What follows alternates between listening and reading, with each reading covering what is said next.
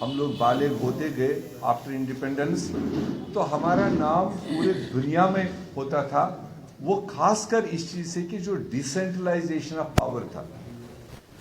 जो देश ने अलग अलग इंस्टीट्यूशंस डेवलप किए थे और उनकी अथॉरिटीज़ जो दी थी, तो उससे देश के अवाम को एक इंसाफ का रास्ता मिलता था, इंसाफ मिलने की उम्मीद रहती थी और वो इंसाफ डिलीवर भी हुआ 70 साल। पिछले 5-7 साल से जिस तरह से, चाहे वो जुडिशरी हो,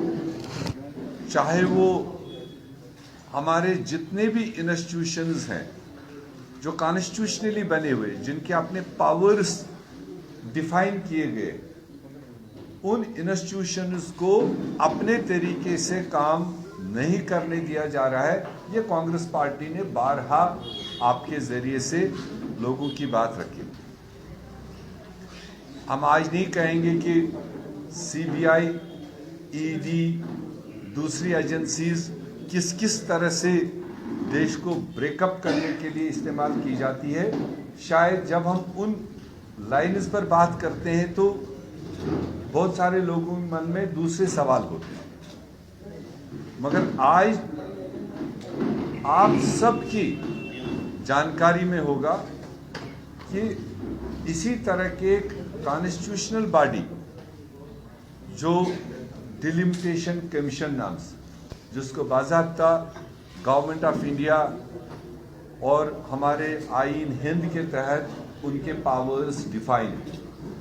किसी भी टाइम पर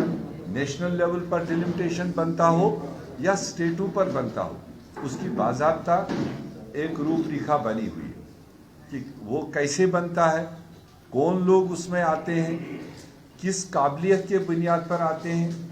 और फिर उनका जो टास्क होता है उस टास्क को अंजाम देने के लिए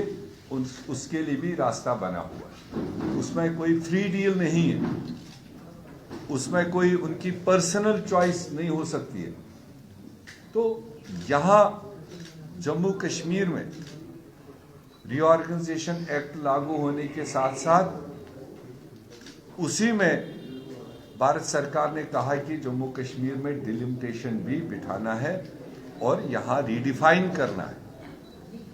आपकी जानकारी में है कि जब 5 अगस्त को ये सारी चीज़ें हुई 2019 को, उसके बाद 1 साल के लिए डिलिमिटेशन कमीशन का टाइम फ्रेम होता है, और कहीं ना कहीं कोविड जो देश में दुनिया में आया, उसके आड़ में 1 साल और एक्सटेंशन दिया गया। हमने कहा